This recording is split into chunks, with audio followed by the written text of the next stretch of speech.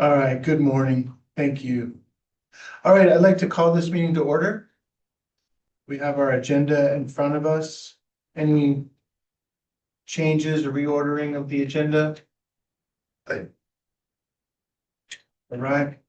I'd like to just immediately call for a motion to go into executive session to continue our discussion on personnel issues. I make a motion to go to executive session. Second.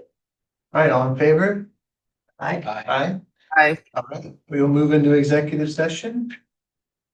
But I'm over there. All right, we're resuming recording out of executive session, and we're gonna go ahead and move to the next agenda item. The approval of the January meeting minutes. Can I get a motion to approve the January meeting minutes? I make a motion to approve minutes. I'll second. Laura did second first. All in favor, say aye. Aye. Aye. Do we have anyone on the line for public comment? It doesn't appear so.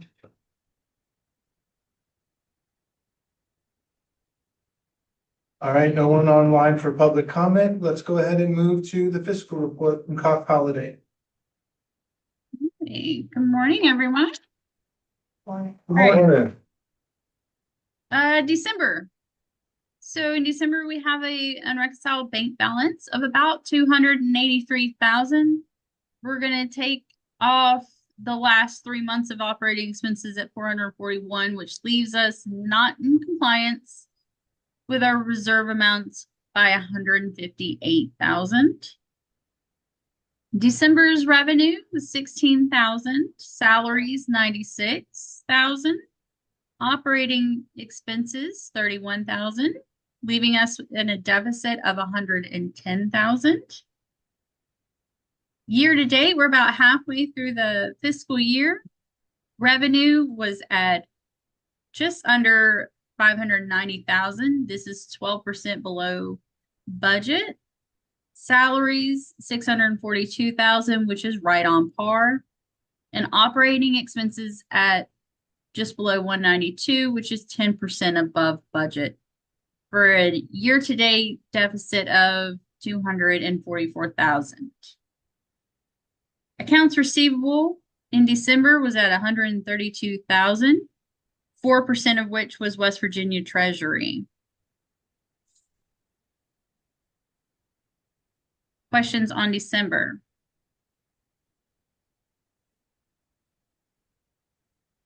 Maybe just a comment on the revenue being so low in December. 16,000 in revenue posted for December. So we had, again, we had kind of talked a little bit last month, we had the decrease in the vaccines that we were expecting comparatively, not by a huge margin, but there was still a decrease in that. Also the MMSWB, so any of the billing that we'll get won't show up right away.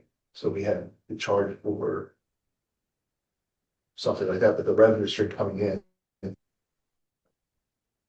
completed everything. I think we'll see come this January. In January, when we look at the January.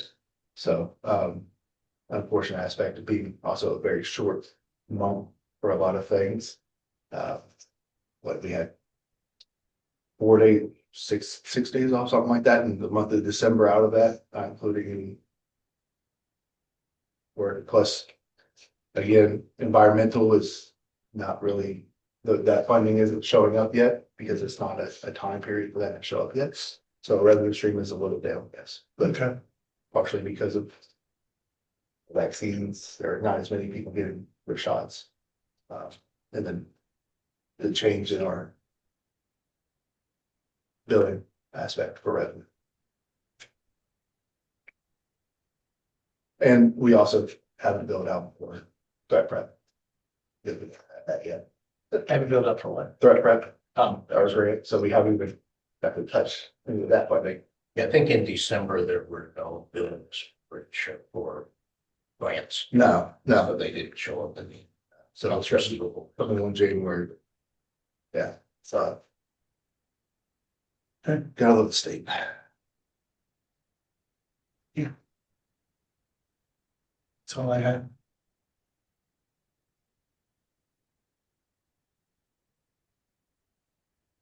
You can go ahead, Amber. Okay, all right.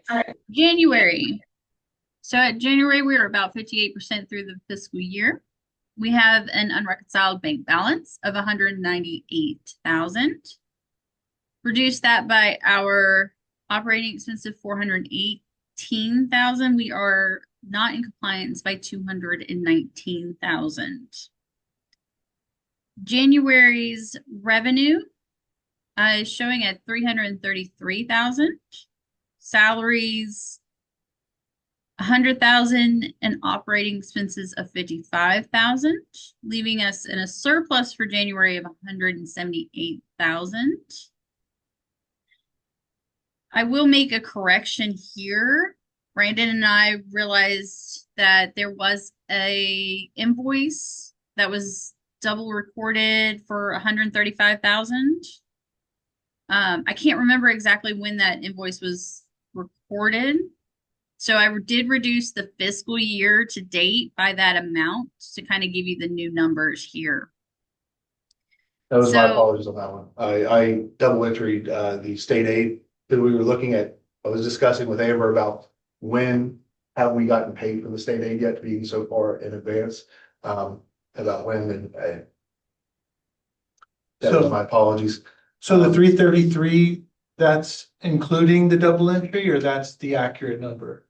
When was the double entry? Was it a January entry? It was a January entry, Okay, yes. so then yeah, the 333 does include the extra 135,000. I couldn't exactly remember when, so I reduced the fiscal year to date, and I'll give you those new numbers here, but I couldn't exactly remember when it was. That was yesterday. I've slept or tried to. We would still have a surplus, I think, Yeah. looking at the numbers. we still have- So. Yeah, you would still have a surplus of about 43,000 Yeah. 402. for January.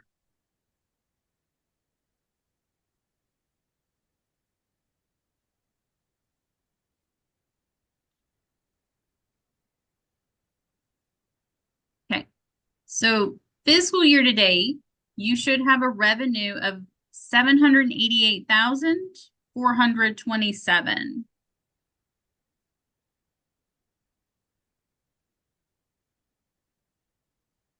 Salaries, which I'm sorry, that's 8% below budget currently, the 788. Salaries are still right on par at the 742,000. Operating deficits were right under 247. I'm sorry, operating expenses at 247,000, which is 19% above budget. And your overall deficit year to date should be at 201,447.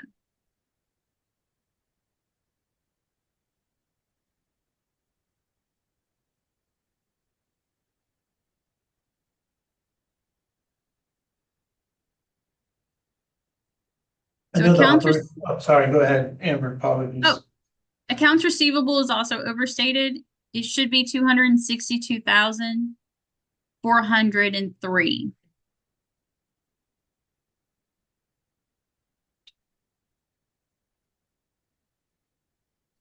So these are just the preliminaries though for January, so this will all be corrected when we Yes, gather yes. again. Absolutely. Matter of fact, Brandon went in, he Yeah. deleted the extra invoice, and that's where I pulled these numbers just this morning when I walked in the office.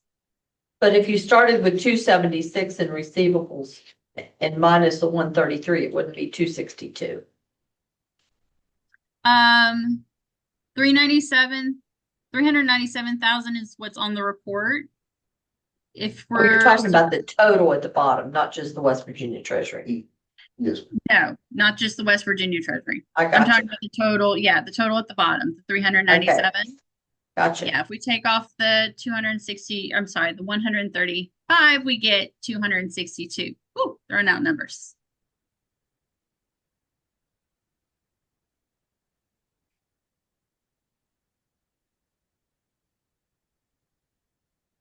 Any questions on the January finances? We gotta figure out where some more money's gonna come from. Yeah. Again, we have 50 some odd thousand that we haven't even got the bill yet. By the time we get that, which come next month, we get the bill for another. So it'll be up to 75,000. Unfortunate aspect, the state hasn't. They supposedly accepted our threat prep grant, for the state. They haven't sent out an OSA. I mean, this doesn't want to make up a whole lot there. But again, the way we fluctuate throughout the year, our big increase in funding, our revenue stream comes from our permits and stuff like that come 1 April, to 1 June. So we'll see that increase hopefully in the next couple of months, but again, just now able to put in for the QRP grant, which we've done. We have no threat prep grant to submit yet, and so that's money sitting on the table that's sitting at the state. And that's for all counties. No, yeah, that it's not just us. Absolutely, it's not just us. I wish I could give you a better answer than that. I really do, but we're at the whims of the state when it comes to being able to submit those grants and then getting the funding. On the operating expenses, 19% above budget fiscal year to date. I know there was an upfront expenditure Correct. for the IT. Yes. And that's gonna we're gonna realize those savings through Yes. the rest of the fiscal year. Is there anything else driving that? Well, obviously our mileage and things like that for people, for our environmental health traveling. They're doing their inspections. They've been getting out there. So the mileage reimbursements, always an uptick there. Also, The federal reimbursement rate was has changed. increased. Yes, we went from 70 to 72% on the mile. So we've seen an increase with that. So the lion's share, the lion's share, that's the IT move. The lion's share is the IT, Okay. but we also have been seeing an increase in our mileage, which is nature of the beast with our environmental health specialists going out, the traveling. Okay. Um, And any material changes to that pro forma you provided a couple months ago that shows the incremental month over month saving? Nothing has changed currently. So those are still realizable Correct, according to the current plan? absolutely. Thank you. Any other questions or comments? All right, hearing none, can I get a motion to adopt the December financial reports? I make a motion to adopt works. Bless you, Laura. All in favor, say aye. Aye. Aye. All right, thank you, Amber, we appreciate it. You're welcome. You have a good one. Amber. All right, unfinished business, moving to the environmental health week for fiscal year 27. Yes, so, start this off and I'll kick it over to Alexis to kind of explain a lot more of the areas, but we have come up with all of the fees that we have, that we actually already have for the county with our environmental health section. We looked at them, thoroughly and made some adjustments. You'll see a lot of places that say no change. We've actually tried to remove some of the fees as well. There are a couple of fees at the end that the state says that we should have. We're adjusting those to meet the time allotment per price, right? So if it takes 2 hours for a visit 2 times out of the year and 3 hours for paperwork, we're adjusting that to meet the needs of the cost it takes our people to do it. So we're not running at a deficit. It's just actually to be baseline. Because some of these currently, unfortunately, we're operating at to do these, or we're operating at a loss. If Alexis, if you would like to go through them at all, if there's any questions, obviously please ask when it comes to these.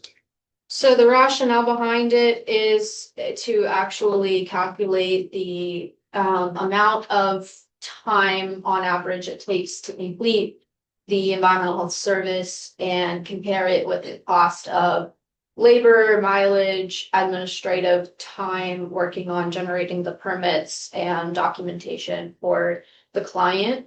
So I did a time estimate and just kind of requested the sanitarians to kind of pay attention to how much time they spend on each service and came up with that. So you'll see that column there. The proposed changes are in bold. And then a lot of the fees are gonna remain the same based on estimates and based on, a lot of them were appropriately set. So this is pretty much what we've come up with. There are a few that is what I would consider, maybe a bigger jump, but those are the items that we're spending a larger portion of our time doing. And they're the ones that we're, getting a lot of. So this is kind of what I came up with. That was my rationale behind it. As far as a timeline, what I've got is, oh, I'm sorry. At the very bottom, there's also a list of fees that are not currently on the fee schedule that I would recommend that the board adopts. The first fee is a recreational water facility additional pump permit. Right now, we just realized that the state came in to do our training for one of the sanitarians, and they went and did a pool inspection. And they found that they were only permitted for one of their systems when they actually needed a second permit because they have 2 pumps. So the state wants to permit pools per pump system. Now, currently, that would mean that they would have to pay the full $150 per pump. But I feel like that's unreasonable because, it's in the same location, it's in the same pool room.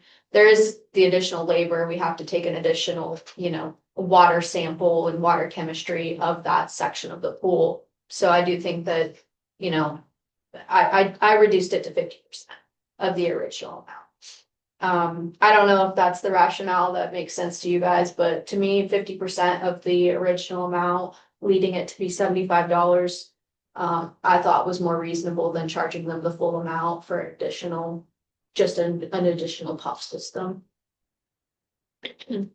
The second fee is the temporary tattoo studio. This is a new area of environmental health that's emerging in West Virginia. We're seeing like these tattoo conventions start to pop up where it's like a weekend event and they invite tattoo artists from all over the state or even out of state to come and perform at these shows and give tattoos to the public.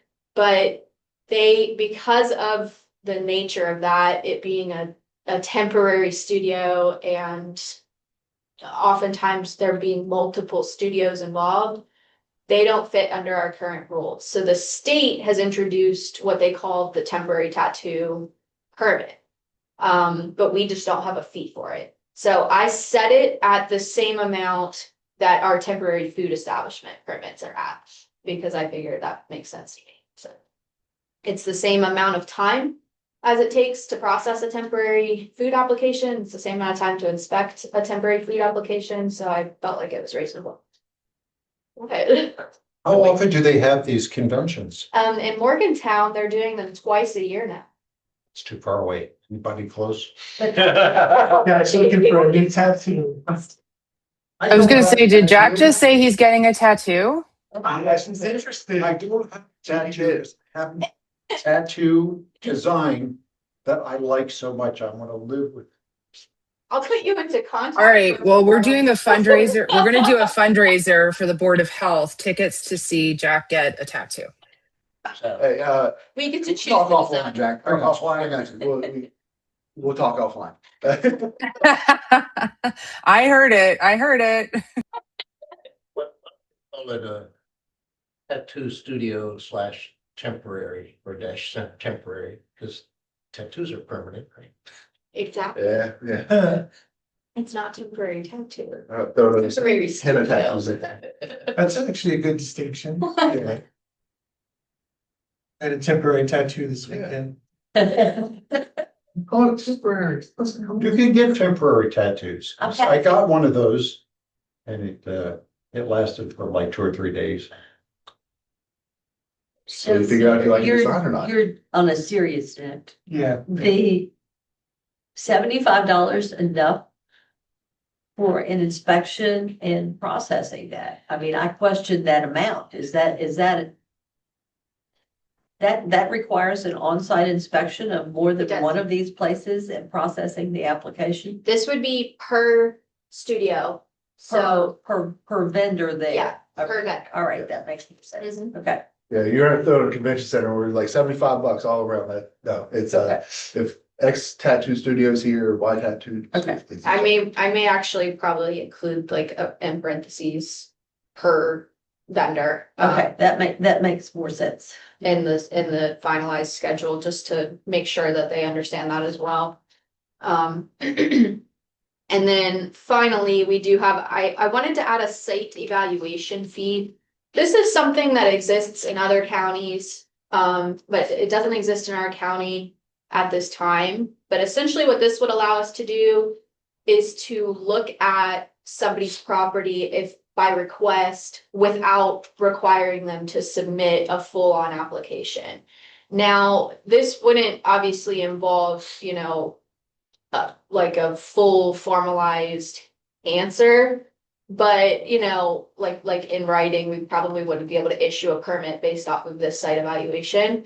But it would allow us to look at something and kind of see what the landscape is and give them some feedback on their property before they go through the full evaluation, the full permit process, basically. And then there's also sometimes when, we can only have somebody apply for a permit if they are the owner, but this wouldn't have that stipulation. It would allow us to look at a piece of property, maybe that somebody's interested in purchasing, and kind of give them some feedback on site, without them having to be the owner. Obviously, it would be with consent of the property. So, that's kind of my rationale behind adding that one. Just to kind of give an additional service to the public without making them go through the full application process. Are you giving them a written opinion or? I'd have to decide on that probably at a later time when we flesh out a full procedure on it. I know it's done in other counties, so I would probably see what other counties do if they do a written opinion. For our well and septic home loan evaluations, we write a letter that kind of decides if the site is acceptable or not. So, it could end up looking something like that. But I haven't fully realized the entire details of what it would look like. What do we this is charge novel. for that process? For this, it would be $100. No, but what do you charge for the home evaluation? Right now we charge 50 for well and per well and per septic. So for a total evaluation of the property, it would be $100.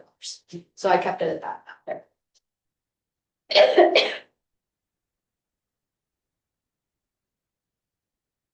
Is this suggested amount per year per event or? So the permits are annual. Okay, The studio is per event. And the evaluation fee is per property.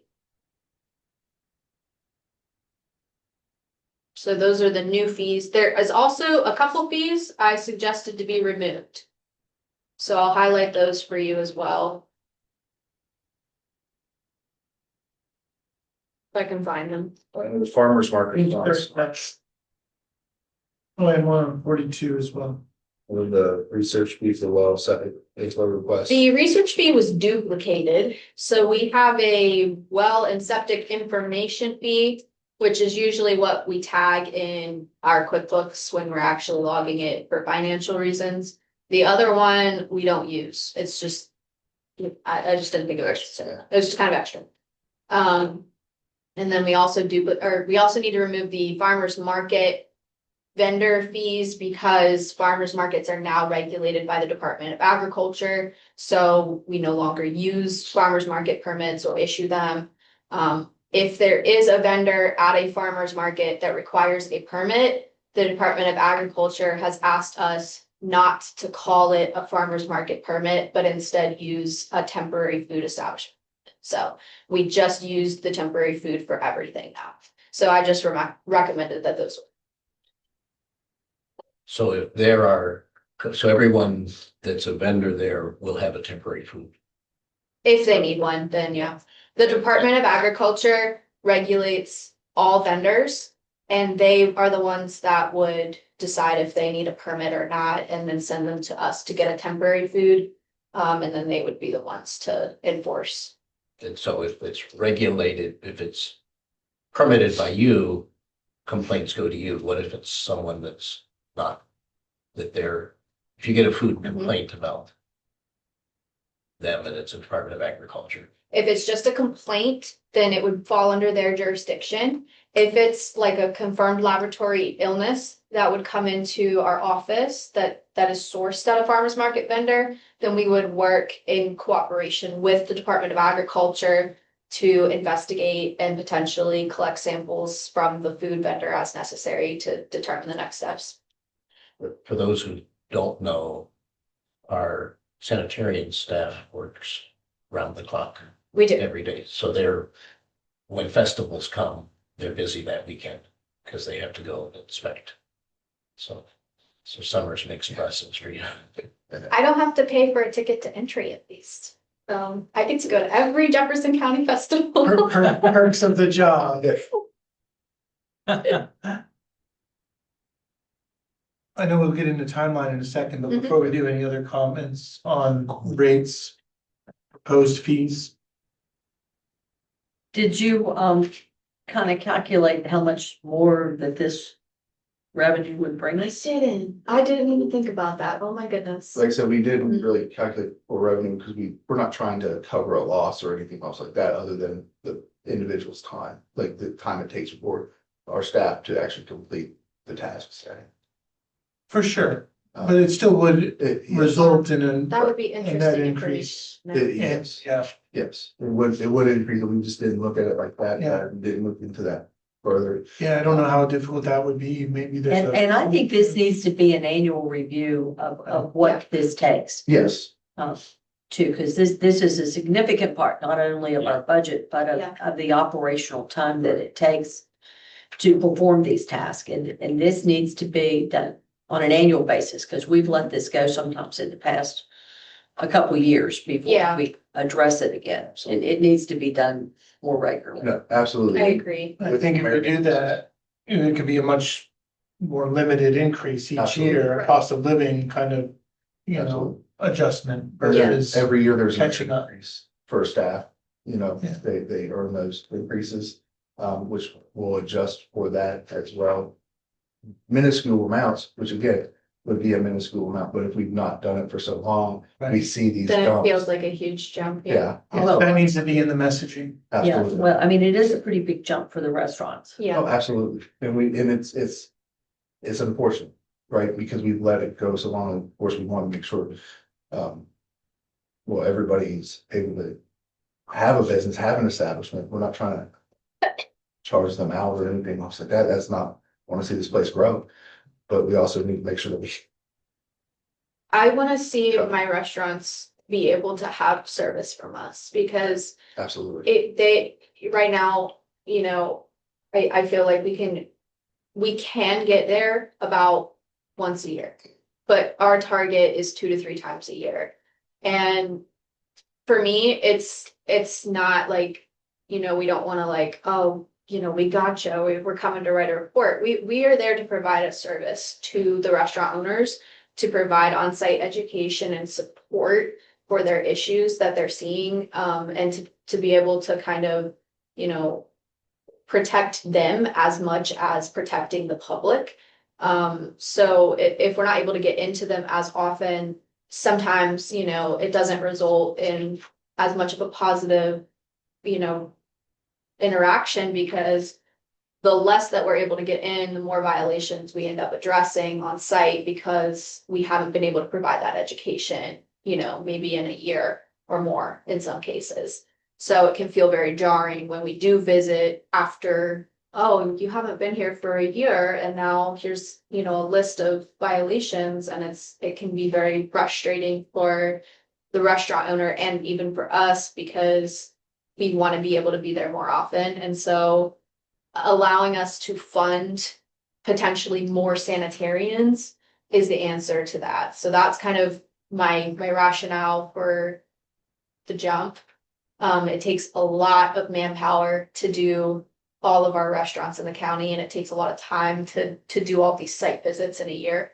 So, you know, an individual restaurant inspection by itself could take genuinely anywhere between 45 minutes to 3+ hours, depending upon the circumstance. So it is just an average across the board to cover all of them. And we also don't charge for complaint visits.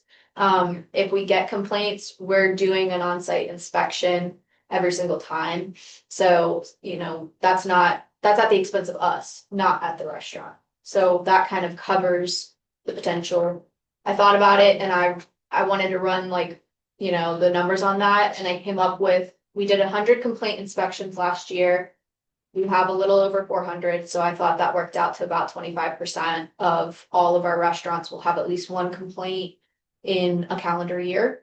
So we're doing that additional 25% of labor, and we're not collecting any for that. So Is there a number in here for a repeat visit if somebody doesn't? there is, we do have a re-inspection fee. Currently, we charge $90. That would increase to 100.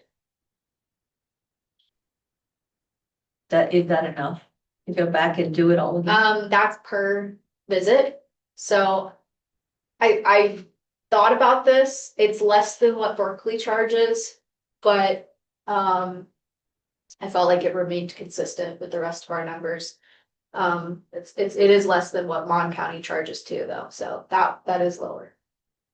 I was worried that I would come off as penalizing, you know, restaurant owners if I increased it too much. So I was kind of trying to do a smaller increase. Cost of living. Yeah, You can get away with a lot with cost of living, call the cost. Some of the re-inspection ones are, my understanding is, are the greatest wear and tear on your staff. Yeah, that's really what I That's was the getting conflict. to, that. This is where they're the regulator. Having come from that industry, I would say that those are probably more aggravating for your staff than.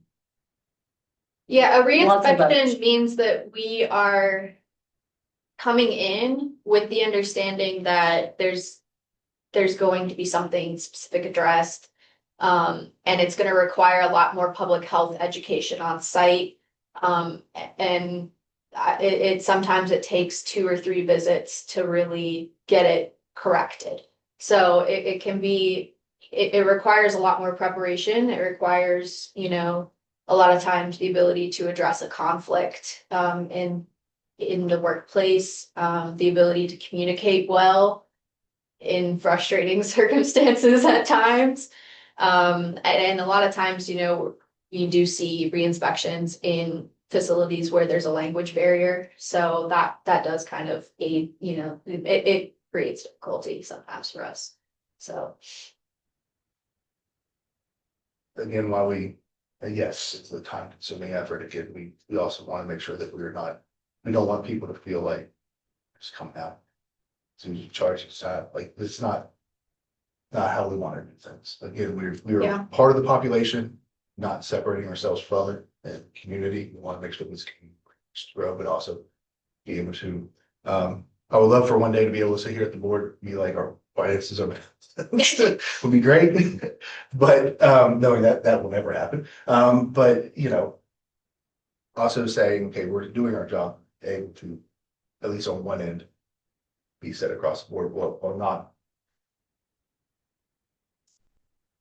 not being a bang on our community, so to speak. I don't know how else to put that. But So until 2 years ago, the state set the maximum fees, and then they turned that back to local control. So most areas we have issues with locality pay.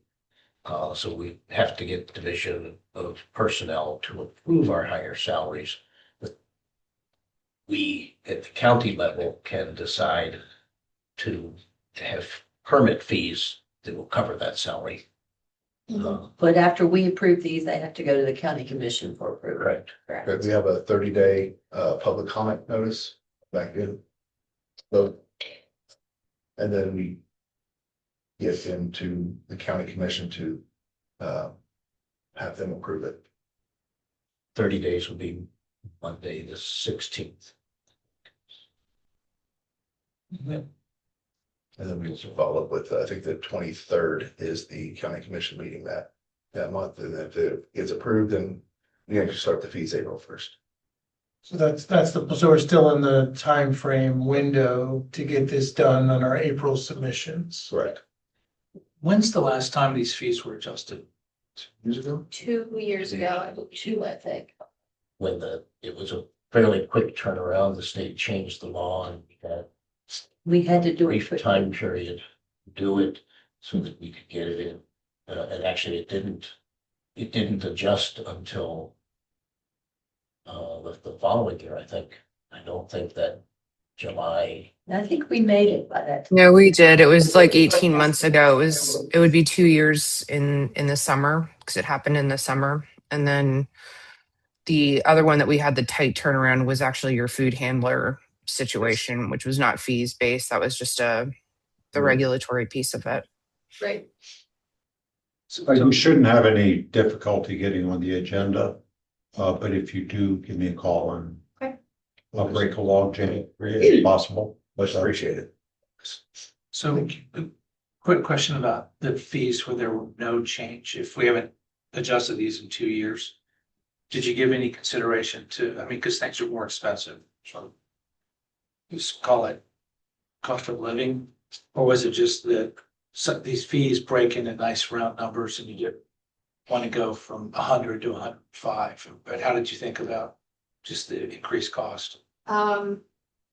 Well, this is my first rodeo, so it kind of just came to me being unsure of which route to take. And I just figured I would err on the side of no change versus proposing a cost of living increase at this time. Unless I knew that it was, something that I feel like we could see as an ongoing yearly adjustment. I feel like the fees are appropriate based on the calculations I did, but also I could see a cost of living adjustment be an appropriate method to use as sort of a yearly evaluation. So, I mean, I would be comfortable starting that maybe next year. My biggest concern is that we've hit the restaurant industry the hardest with this, but I do realize that is where a tremendous amount of time is spent Yeah. doing that as well. But that may be where we get the biggest pushback because we have not been providing 2 or 3 times a year services. I mean, and many times not even on the annual Yeah. service. Coming from the restaurant side, there were times we were not probably inspected in well over a year because everybody knew who their problems were in the county and you devoted, or the staff devoted their time to where it was needed the most. And and there were several of us where it really wasn't needed that bad. But it is a big number to increase those at $200 a pop. It is. And to follow up on that, for those who are not in the restaurant business, you have another $150 fee added onto your restaurant permit if you have an alcohol license. Yes, that's correct. Is there any consideration of having these go, like sort of aiming for these to go into effect in the new fiscal year versus trying to get these implemented by April 1st? I mean, if we feel like we want to take some more time to look at them, we can certainly make that adjustment.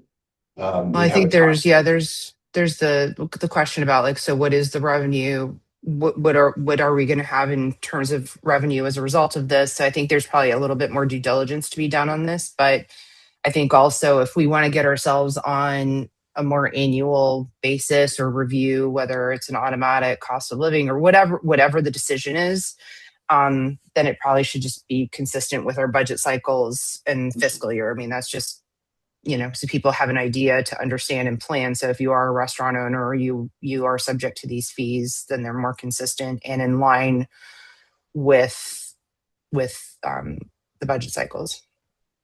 That's definitely understandable. I think that that's a fun aspect as well, especially if we want to look at, as was brought up, the revenue stream with it. We can definitely do that, and then it takes more time to allow us to look at, see if some of the no changes are something that we want to make the adjustments to the cost of living. It kind of breaks it down a little bit more time, of course, and that's how, that's. Well, what this would do is this would push any updated rates into next April's billing cycle. Is that, I'm just That making make sure what we're, would happen, that's yes, what would be the Yes. impact of this. correct. So Well, next- it doesn't have to, because the bills just would be set later than sooner, because these renewals are not until July 1st. Right. So technically, the billing could wait to go out until late May or June, or the 1st of June. It would just have a shorter window for those fees to be paid. If we delayed, putting out for public comment until next month's meeting, we would be able to invoice May 1st. Yeah, and I think the other thing too is that, we've been subject to, things that happen in the legislature, whether it's, pay increases for state employees or public employees, fee changes, for all of this kind of stuff. So I think getting ourselves on that same cycle, I think helps us even out the disruptions throughout the year. So we're not, so if we're making all of our decisions sort of at one time as best as we can, then that helps us with forecasting going forward. Absolutely. So we want a final calculation on the amount of funds that would be added, I guess, or Increase the change of if the amount of revenue that would be Yes. changed. then And maybe do a calculation if we just had a flat across the board percentage and apply this to everybody instead of picking and choosing. But I don't know still how you're going to ever get those equalized, because I do realize that maybe the most important is to put the fees where the services are actually being provided. I do like the idea of a blanket percentage increase across all fees, but I think this sets the stage in my mind for that in the future. Could just the ones you have no change, you could just put a percentage increase. Yes. Yeah, so the ones you've changed, leave them like they are, everything else just adjusted and have that what we submit as our, or our one for public comment. It At also some just point- helps with, again, forecasting. So if we ever get to a point Right. where we can start to do 2-3 year forecasting, which we quite frankly should be doing, but I know baby Right. steps. And once you get some of these fees up to where they are with your time frame, then it becomes easy just to say, we're going to apply Yeah. X percentage to this correct, across the board. absolutely. I think that's. And the we ultimate could- goal. Yeah, and I don't know if maybe somebody said this and I didn't hear it, but I think also we should consider putting in the, if you will, the automatic increases into what we present to the public and to the county commission. So, and sorry if somebody said that, but just wanted to add that in. No, absolutely. I think that this extended timeline allows us to look at the percentage increase as well that we can offer up. Or that's just something I don't think we really kind of talked about per se, was the automatic yearly increase that we can put in. So that's perfect. I mean, it gives us a little bit more time to flesh this out. Yeah, especially during a weird, crazy January, February that we've had, or December 5th, January that we've had. So it gives us more time. I appreciate that. As for me, I like the fact that you listed comparisons to other counties that were local, because that's always a good selling point that we're still a lot less than our neighboring counties. That's a good approach to use also. Absolutely. All right, anything else on the environmental health fees before we move on? All right, moving on to new business, public statements policy. I think that was mine, and sort of was born out of some of the conversations related to some of the different goings on where the Board of Health has been brought into issues. And this is not something new. This is something that's been going on for, a while. We tend to be the agency that people go to whenever they want to stir up issues with regards to whatever may be going on in the county. If there's a puppy dog and rainbows parade and somebody doesn't like it, they always come running to us. But we're not the only agency to do that. There's also been some discovery, as Alexis has taken over, there have been policies that she's found that were being utilized by staff, but had never passed, to our, at least from what we could see in meeting minutes and so forth, did not come to this board. And so I think one of the things that's important, especially for our staff, is to have, if you will, a little bit of protection from sort of the ups and downs of politics, and to also ensure that especially this board has some visibility into some of those moments. And so I talked to Brandon Blake and I think others sort of just tangentially of potential. What we should consider is that whenever the Board of Health is asked to formally report on or formally give an opinion, whether it's to another agency or to a community organization that speaks to the Board of Health policy, or even to what we have to answer to from a statutory regulatory perspective, I think it's important for this board to have some oversight in that. And so, I think there's a bit of a balance. Certainly don't want to have this board micromanage staff. So if somebody calls you up and says, "Hey, Alexis, so what's the deal with this? What's this policy or what's whatever?" We certainly don't want to stymie that. Or if they call on the medical side, "Hey, what's the policy on this?" Or I got bit by a rabid dog, but I don't want to tell you. What do I do? We want you to obviously have that flexibility. So one of the things I'd like the board to consider is a policy so that any kind of public facing statements and opinions be reviewed by this board before they are actually made or issued. And obviously at the recommendation of staff. Yes, Brandon. I have one question with this here. Just does that, when you're talking about this, does that also include events like health fairs, Jefferson County Fair, when we're out as a staff seeing the population as a front-facing public? No, and we certainly, I'm not asking for a vote on this because I have not circulated any language or proposed language. This was to sort of start that conversation and to formally put it in. And we, sorry, I'm just looking at what I wrote. This is related to regulatory guidance requested of the health department. And so, it's not going to be, it's not intended for, some of the different public education campaigns that you guys do. But instead, any kind of policy positions. So like, for instance, and I'll give a specific example, because thankfully Alexis did her due diligence and spent a lot of time figuring out sort of the backwards math, if you will. But there was a policy that was issued about accessory dwelling units, and it was put out back in 2020.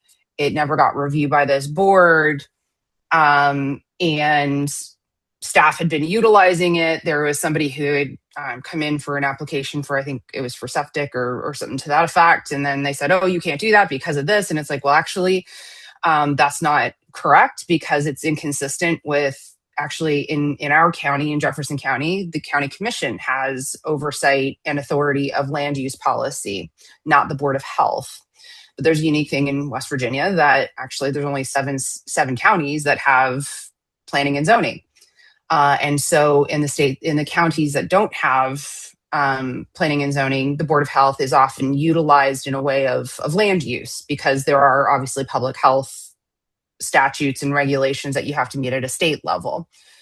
So anyway, so thankfully Alexis did her due diligence with the Attorney General's office and I think some of the state health department officials, and got to the right answer and adjusted the policy accordingly for the applicant that had come in. However, that's a liability for this board. Because quite frankly, who knows if other people have been turned away and, whatever, but that's a basis for a lawsuit. Because we overstepped our authority, because in Jefferson County, Mr. Jack and his friends over at the county commission and the planning commission all have the authority to set land use policy, not us. My co-conspirators. So what I'd like to do is send out for the next meeting.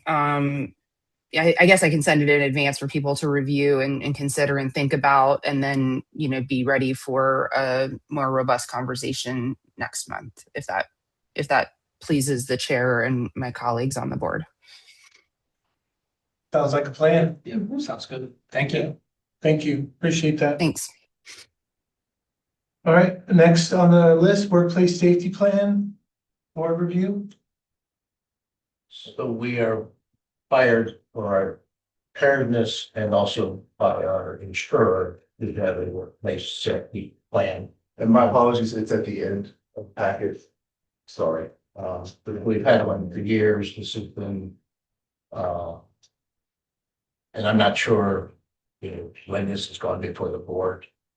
We're past probably the, it's a basic, one that years ago it had clearly copied from somewhere else because it had lessons that in other counties. See, but this is up to date with revising our internal maps and, just basics of what you do, in the event of certain things. We do yearly have a fire drill that the fire department comes out, and we at least every other year have a training on the use of fire extinguishers where they light something, they get a chance to put it out. But then all the other little things, what do you do if a tornado? So it's just good to kind of review it. Where are the cutoff switches, just building safety.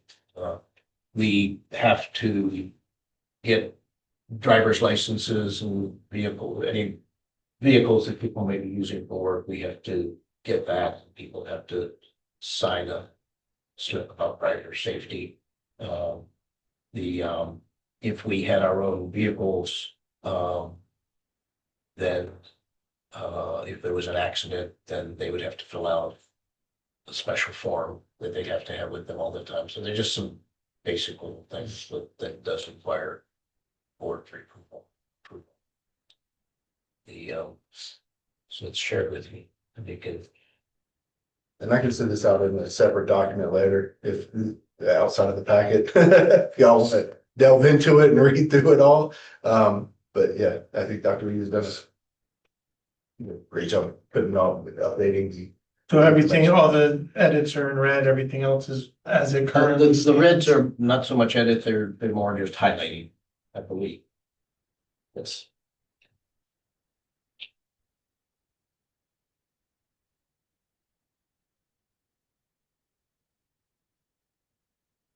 I think like if you look at like what was the first page where it says remove alarm, contain, extinguish, kind of all in red is the emphasis. Oh, I of see. the situation. Yeah, When it comes to that, like pass and race. yes. I see. Obviously a dirty bomb, do not immediately rush to the emergency room, highlighting that emphasis. Which I. What does the plan say about the frequency that the self-inspection checklist is filled out? So there's a office self-inspection checklist of appendix 7. And that's here. So it, Forgetting whether that should be yearly or Well, should be a yearly. I think more often. I have to look at. I'm for looking See appendix 7. Yeah, so this is that is a yearly inspection. Sorry. Just to make sure, That should probably be in the plan. honestly, I'll look for it. Just kind of reference appendix 7 in the headings that, department will do office inspection at least annually and further if, a need is indicated or something like that. yeah, we did just change offices not too long ago, so no. That'd be a good time to do another Do one. that from, absolutely. Is any action needed from the board on this? This is more of a FYI. Well, it is, can approve it and sign it, and then it's a I chair. think it has to be approved. We looked this Yes. before. Okay. Right. Are there any comments before we move to approve the workplace safety plan? If you want more time to review it. It's fine.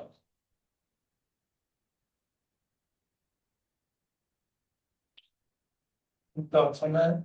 I think, I would be comfortable yeah. approving it. I move we accept the workplace safety plan as presented.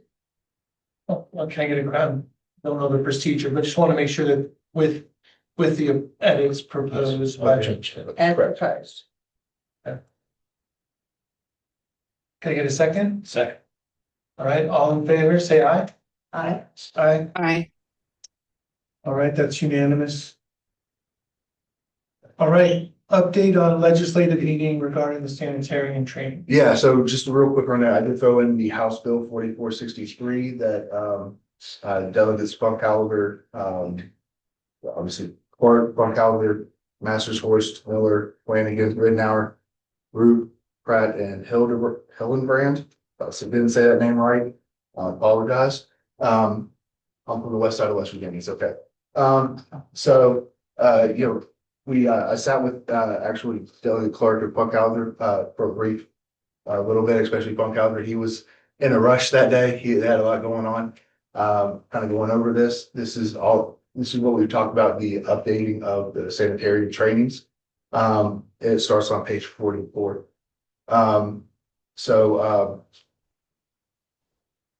Clark was very interested, ready to move forward. The Board of Sanitarians had a little bit of hesitation with it because they like to say we were working on it. And as Delegate Clark liked to say, you had your chance to work on it. So they're moving forward with it. I do know that they did make an amendment to it for the bachelor's to an associate's, which unfortunately has kind of stymied a lot of support for this due to the fact of lowering the. Well, I'd like to make a clarification Yes, please. on that. Simply because, so I'm doing this for public record. So, and I hope that the staff that have been working with their counterparts, so Brandon, Alexis, Dr. Reedy, share this with your counterparts. So number one, it says, there was a really offensive post put on the West Virginia Association of Sanitarians page that referred to associate's degree holders as far less educated. I think on its face, that's just simply gross in terms of that characterization. There are a lot of people in our economy who do not have 4-year degrees and who are ridiculously capable, ridiculously successful, and I would never consider as far less educated. So that on its face is just simply gross and offensive. But the second part of it is that what this does is it gives the optionality to the Board of Sanitarians to accept if they want to license starting with an associate's degree level education or higher. So it's not saying it can only be an associate's degree or it must be associate's degree or lesser. It is associate's degree or higher. So the characterization that's been put out on social media is patently incorrect, which is kind of ironic since they're calling other people far less educated. And second of all, it's my understanding that the Board of Sanitarians has actually adopted or recently discussed having their licensure be associate's degree or higher. However, they could not do that because the statute had bachelor's or higher. So this legislation is consistent with the Board of Sanitarians and their intent or their sort of line of thinking. We've just helped facilitate it with this legislation. In addition to the other key components of the legislation, which is better access to the training sessions and making it more available so that we can expedite, and then also allowing the on the ground, on the job work and sort of sign off of that to happen at the local level. So anyways, I just want to, for the record, so I hope you get this video up very quickly so that this can be shared. But then also, as you talk to your counterparts, to clarify what's being actually shared as misinformation on social media, which I know is absolutely shocking to everybody in the room. Yes, and that's what I was wanting to get to, and thank you for the clarification on that, and the in-depth was the fact that they are kind of up in arms about this, but this was actually exactly the only thing from the sit down with meeting the Board of Sanitarians that myself and Alexis sat in on that they discussed. Yeah. Was the movement to an associate's degree. Not the training, not anything else. And again, as we have talked, just because they have an associate's degree in there doesn't change any other aspect of it. I know there was a few worries of people commented about pay. We set our own pay. We made the minimum for here. That doesn't change. If they have an associate's, if they have a master's, if they have a bachelor's, it doesn't matter. We set that for our area. So yes, a lot of it misinformation out there, unfortunately. Again, trying to better the state for training, better the state to get sanitarians in. I think they like to feel that we don't have a sanitary shortage, so I like to beg to differ. If you come to this county, definitely do. We have one in training who started, and she'll be done in 6 months, 7 months. Maybe. Hopefully. And she started in October. Yeah, so there is an issue, and this does address that issue. Hopefully, I did want to just jump in real fast and say, first of all, thank you to Aaron for all of your work, and also thank you to the delegates who have worked to make this possible and listening to our concerns and actually allowing us to realize a change. It is, to the sanitarians in my department, so meaningful, and we are so grateful for it. Because this is one of the few counties in West Virginia that is seeing absolute crazy growth, and it's only going to continue.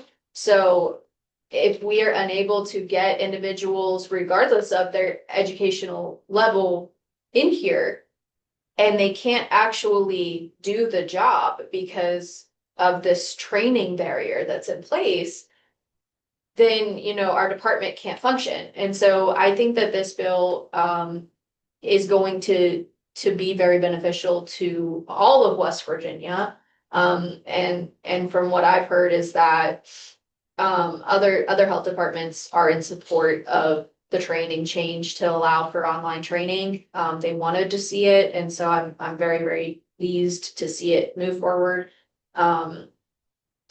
As well as I did want to say that the sanitarian I did send, we sent this week, and there was quite a bit of snow in the Davis area of West Virginia, where she had to travel through to get to Charleston. And there was a lot of concern about safety for somebody traveling, through that area of West Virginia to an in-person training in February.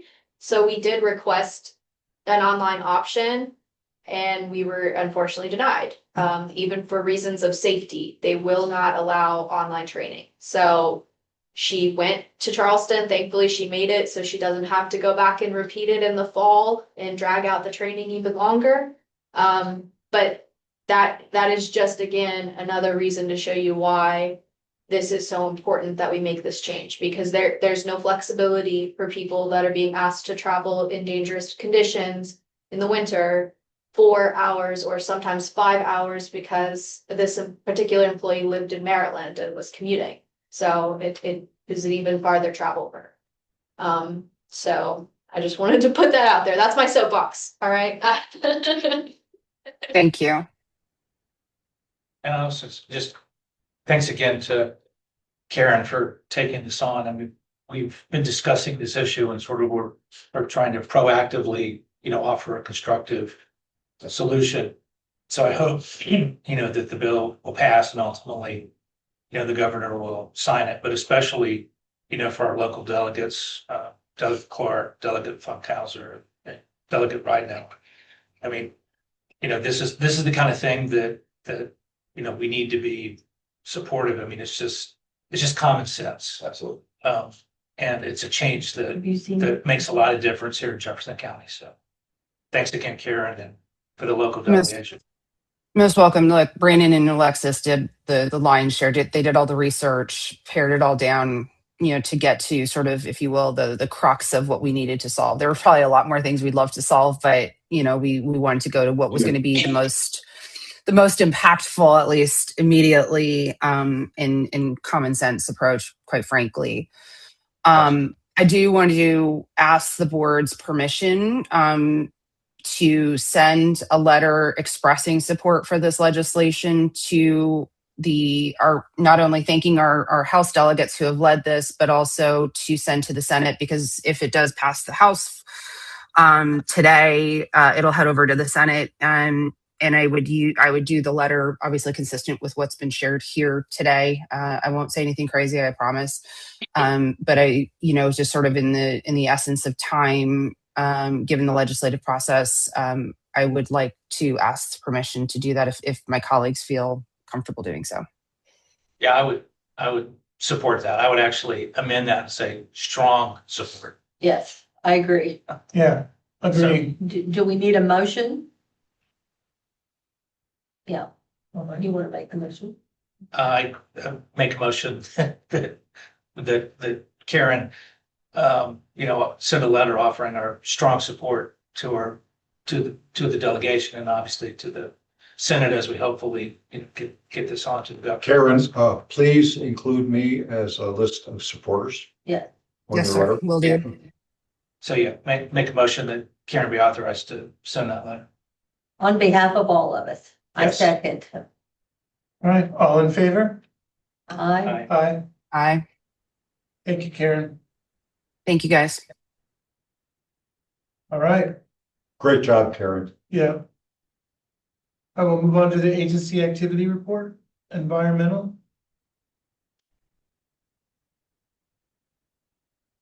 Only on page 50 of 70, it's not big.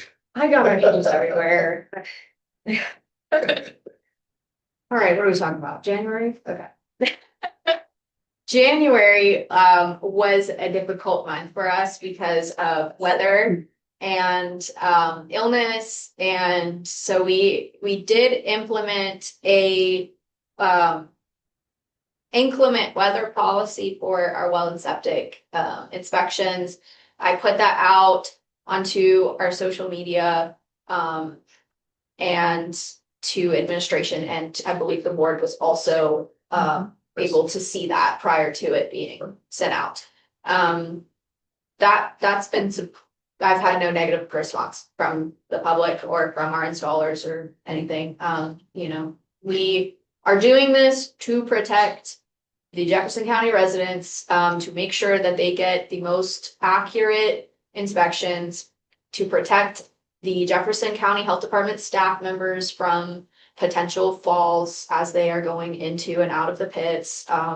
It just needed to happen. So that will hopefully be rescinded in the coming week, as we're supposed to see some rising temperatures. So we'll resume inspections for the month of February.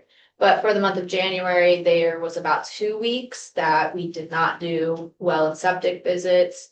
And with the roads being difficult, the environmental site visits also decreased. So it was just a sad month for us.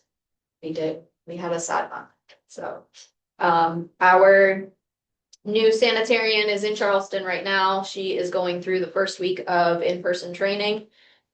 She will be, in for the long haul, as it's going to be about another 6 to 8 weeks before that training is complete, and then she'll be eligible for on-the-job training. So we anticipate it'll be a minute before she's able to do environmental health work, but we do still have 3 sanitarians plus myself doing site visits and inspections. And we did see 21 radon kits distributed in Radon Awards for January. So that was exciting.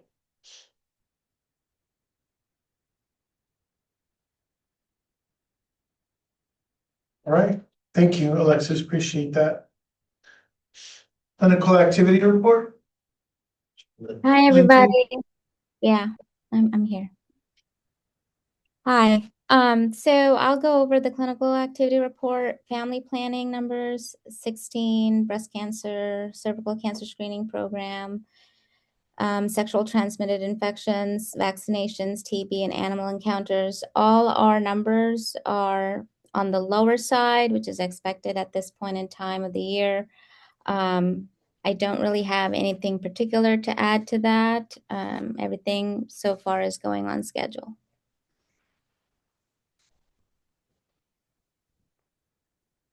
All right, any questions for Lindsay or Alexis? Sorry. All right, health officer report? Talk a little bit, if you could try and get the PowerPoint. So last month I attended in Berryville, a national trainer from, I guess, FEMA, talking about the mass fatality plan, which the health department is one of the needs on that. And mass fatality means fatalities that exceed the capacity for essentially the morgue services. And it gets into all sorts of different things of, what did people,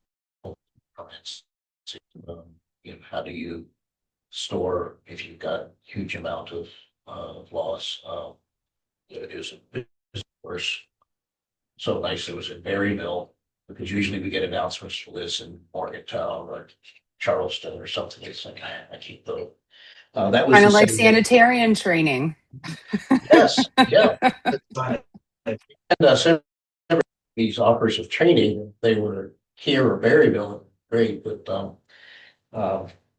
that same day was when we were predicted to have the heavy snow, and in anticipation of that, the few days before, the local Homeland Security and Emergency Services group, they've got together with us and the different municipalities, and there was a planning, the Red Cross did open a shelter. Potentially it's going to be needed. There were 4 people who went to it, so it wasn't a big deal, but it was actually a very, I think, a useful exercise, if you would. At one point, there was a concern that there may be a large number of people that would have to be moved to a hotel, but that realized. So the concerns with these are, travelers get stranded, what was it? So it was a good opportunity. The Red Cross they have, I think, 9 counties they serve, and they asked all the counties if they wanted to do one, and Jefferson was, yes. And so the Ranson Civic Center, again, was a good venue for that. And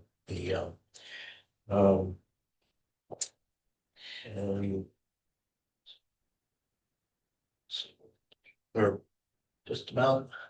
Unfortunately, having to switch over from PowerPoint to slides. PowerPoint wasn't uploaded Oh, they don't have Microsoft. onto the, that desktop after the switch over. So got a big slideshow somewhere. Did you fix it?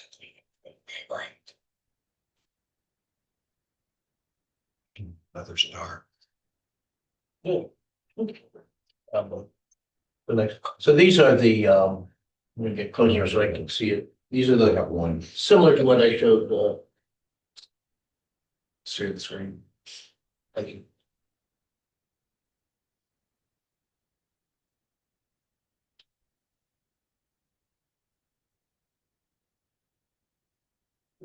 Um,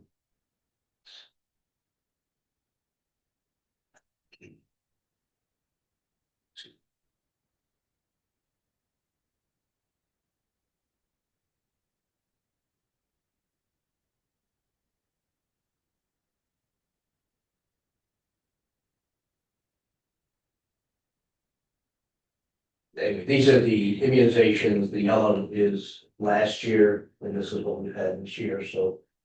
Let's go back. The, so you can see we did pretty well by school. And then when it came time in October for flu with COVID, we were less and significantly less than last year. January also less, so that's just talking about decreased medical.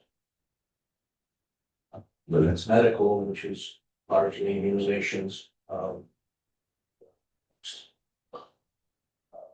This is the environmental, so this is the salaries for last year, so a straight blue line. So you can see every month we paid it out the same, that's cumulative. And then the green was the amount of revenue we're bringing into the environmental section. So you can see a big jump in April when we invoiced the permits. But at the end of the year, they were close. Right, so our salary expenses on the environmental side and what we charged for the permits. So these are different service fees. Here, but the big permitting is that this is, so this year, we're actually lower on salaries than last year, so expenses were better. Maybe next year we have more staff and it's higher, so having lower salaries isn't necessarily a good thing, but and then the permit fees are almost the same as last year. So next. And anyone speak up whenever you want. So these are, so the service fees, Alexis, what do the service fees that we do? So we're very similar to last year. What would that be? Like, Like, Well, septic. Yeah, like well and septic. well, or septic, inspection. yeah, anything that's not like our annual permit, so it could be the information request, home loan evaluations. so miscellaneous. Yeah. So again, environmentals, just like last year, so these are permit fees through the year and then the big ones come now. So we've got 250,000 will begin to charge if I read that. Next. And this is food cards. Food cards are lower than last year. I don't know why that is. Next. So medical supplies, we are purchasing less. Next. Vaccines, we did purchase a lot in front, usual, but actually year to date, we're about where we were last year. Keep going. So this is stuff that, data that comes from HUD, which is from census. Next, about residential construction permits, this is all I. Next slide. This is total West Virginia, so you will be going back to 1980 present. There's boom and bust in 2008, and then we've been going back up, this is a good proxy for our wells. I have a number of well and septic permits for different counties, but this is a proxy of how much is going on next. And this is Jefferson's, so similar except next.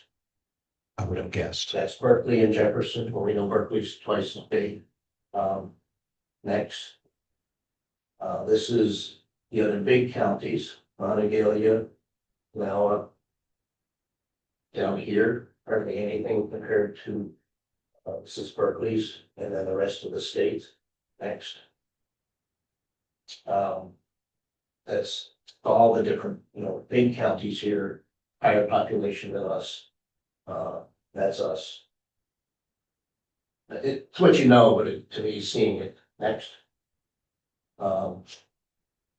Same thing. Next. So that's the main one, is that these three counties exceed the rest of the state in residential construction for. You do, but it's sometimes people just don't realize it's a big difference. Next. One of the things that is shared between environmental and clinical is animal bites. So animal bites are reported to the animal control, and we work closely with them. And if a human's bitten, we have to get involved. There are very specific codes. Next. Oh, the one thing about raccoon rabies, parts of West Virginia, west of the center, raccoons are not affected with rabies. We are, and that's moving across. So we are viewed differently by the epidemiologists, and they're really worried about rabies here. They're trying to vaccinate raccoons by dropping oral vaccines across the state to forested areas to slow the spread. So Berkeley County is leading in raccoon bites? So Berkeley County, has 500. This is Are these just raccoon or are these all in? this is all animals. This is all bite reports that we get from the health department if we have reported to the state. So 572, there were 286. If you can see, some here are 0, 1, say Pendleton, which is a little, very small population. They had 18. I'll show you a different thing, but these zeros don't mean they didn't have bites. It may be that they didn't do the reports. It may be they don't have animal control. It may be that they did the reports, but they put them in a different database, or they did it in paper and never put it in the computer. But so this is where we compare. So seems like we're doing a lot of work here. Next. So this is the state reports too. So this is by per 100,000 people. And the highest was Pendleton, like 8, again, they had a very small number of people. Number 2 was Jefferson, 496, exceeding Berkeley per population. So we're doing the second, and I actually had to speak with the main epidemiologist yesterday, and he complimented how well Daisy's doing this. So it's everything's a little different. Any mammal can get rabies. This is next.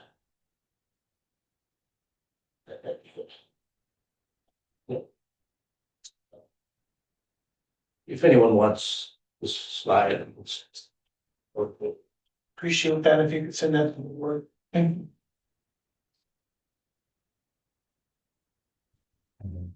Maps and such. All right. Oh, then one little thing at the end, appointed yearly, by statute. This July, I'm not going to seek reappointment as health officer. I have stayed probably longer than I think it will have been 7 years by the time but it's time to retire again. Thank you for your service. Thank you. Thank you. We got a lot of work to do till then. We appreciate your service. Had to pick your brain a lot more. Yeah. I can't imagine this place without you. I know I can. He hired me. So they're here to take over. But it's gonna require a little bit of work on the board's part of figuring out where we're gonna go next. Well, we are at a place of, we're always at a place of transition, but figuring out what we can do at the local level, given the realities of funding, of provisions of medical care, of, just what public health is. Public health can be lots of things, or can be the role of a health department can be very minimal, or it can be a major partner in doing things. Most everything we do is involving other agencies. What is your last day of anticipated service? The end of June, And that's my contract is till. So I'm here in part. You retirement party? No. Sure. I know the balloon guy. Oh, we'll come. Have a cookout. Yeah, Back here. I'll bring him around. Black stuff. Thank you for the lead time, Dr. Reedy. That's certainly appreciated because filling your shoes will not be easy. Not only from a personal level, but also from a, again, I guess operational is my word of the day today, but from an operational standpoint.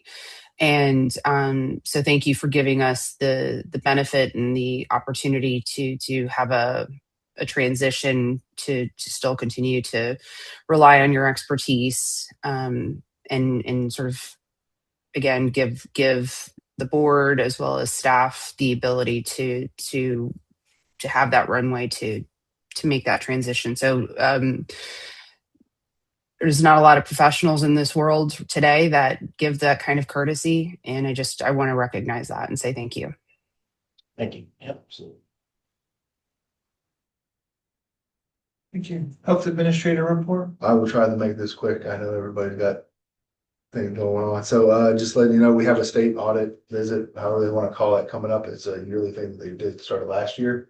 We have been in the process of kind of planning. They did add and change a couple of the areas up. I think the one big issue that we're going to see us get hit, which is going to be our inspections. Unfortunate aspect of it. We're not the only county. You talk to Berkeley, they're saying the same thing. Talk to Mon, they're probably saying the same thing. Nature of the beast right now. Currently, Lindsay was on virtually. She is actually contracted out to Eastridge. We have a contract. We've talked about that kind of part of our budget for this past fiscal year, and so she's there. We have with that, there's been a little bit of the personnel kind of finding out positions and roles. Jenna has been helping out with Lindsay doing animal bites. She's as well. So we're going to be working on that some more, that flow, getting people in the right positions and things like that with the personnel changes as far as some of the roles and responsibilities, actually taking some off of somebody who's doing 18 things and then handing one or two over to kind of even that flow out. IT, the switchover has been functioning nominally. There's no issues to report there. After that wonderful speed bump to start us off with the state nuking all of our stuff. So thankfully, obviously some office moves. Myself and Wendy currently moved offices. We're now behind everybody. So we have one sanitary and training. A couple of the policies started making some policies. So the meeting policy has been kind of a draft for that. Obviously some other areas to look forward to, kind of making sure that all the staff kind of know what's going on. The goal is to have 3 hard copy of each policy in a binder, one being at each door for the people at the sign-in section, one being in my office and then a online, so they can always refer to that. That includes things like, we'd like to implement a new performance policy type of thing, so a mid-cycle eval for people, not non-punitive. Just to say, hey, look, it helps us out with the yearly one, so I don't have to remember a whole year for an eval. It's just minor fix for my brain. Additionally, I did meet with David Bound, who is the financial man. CFO, our CFO. Yeah, the man with the money at the county to discuss, in March, we do go through and do our, request for funding, like we did last year. Which tells me why I'm almost hitting a year, because y'all said yay to me, that day last year. So we did discuss this, our request for funding will be coming through based solely on sanitarian need, to request the funding to position those sanitarians, so we can increase and do all of our inspections and do all of our, Did he indicate possible funding to you? No. He asked what the funding was to type out the information. This is where our presentation is going to be focused on.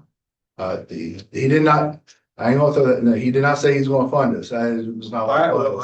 The reason I was asking is I had a meeting with him 2 days ago. Okay, And I put in a plug for Board of Health to get the funding, and he seemed to be receptive, but he has to get a blessing from the county commissioners and our chief or our admin person.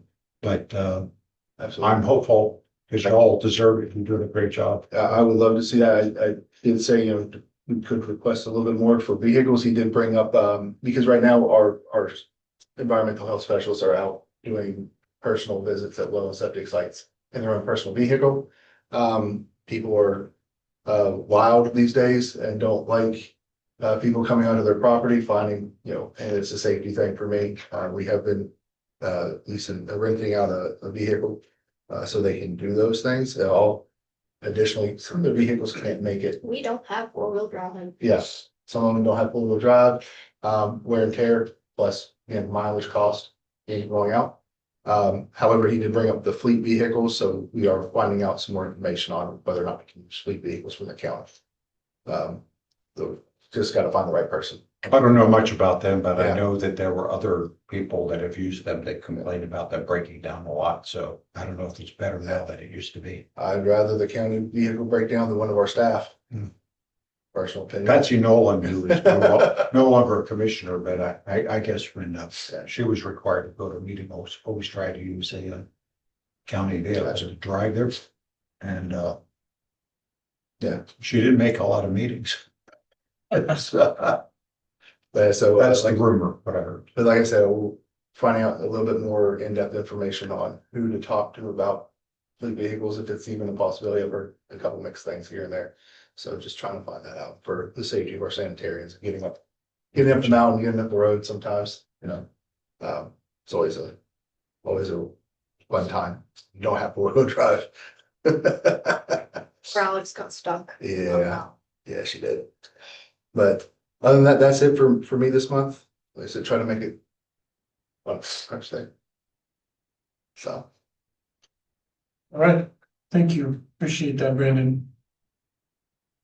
I'd like to go ahead and call for a motion there's nothing else on the agenda, motion to close the meeting. Next meeting is scheduled for March 13th, 2026. Friday the 13th At comes 9 2 a.m. consecutive months. and we get to deal with both of them. Outstanding. Motion to adjourn. I say move. A second. Hey, all in favor? Right? Aye. Bye. Okay. All right, see you all next month.